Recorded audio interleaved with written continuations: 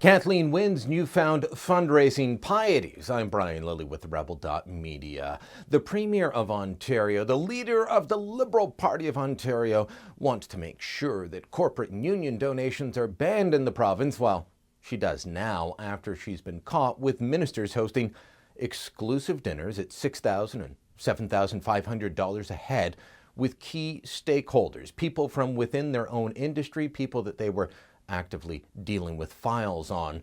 It's all a little sticky for the Premier, and now that the legislature's back, well, Ontario Progressive Conservative leader Patrick Brown was pressing Kathleen Wynne. Now, I want you to listen to Brown's question. It's a pretty straightforward question, and then Wynne's answer? There isn't one. Does the Premier believe that it's appropriate for ministers to fundraise from stakeholders with active files from within their respective ministries? Yes or no, is that conduct appropriate?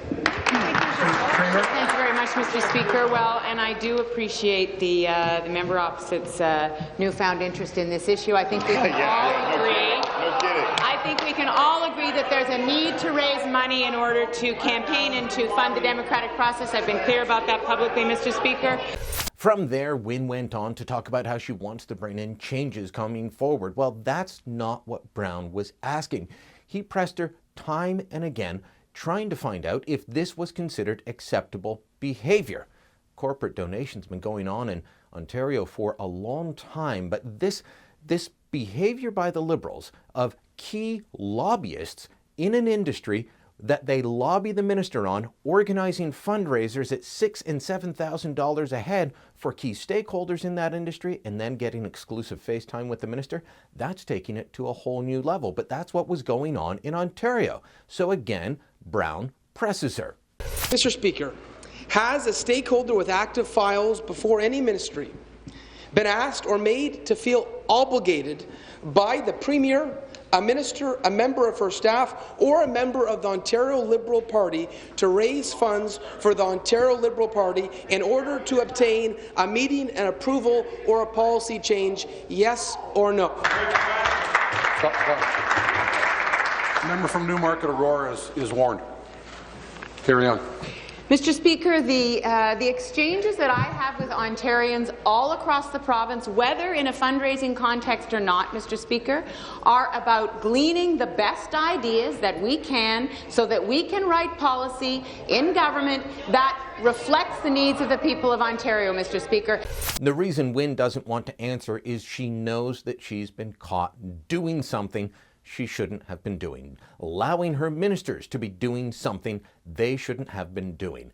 Energy industry lobbyists getting together with her and Bob Chiarelli at one dinner.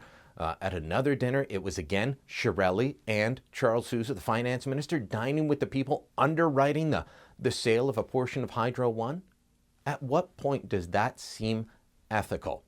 Now, the companies have been told that they have to pay to play, but Wynne's not going to answer on that, is she? Instead, she's going to talk about how she wants it to be nice and clean. She's invoked Quebec as a model for Ontario to follow.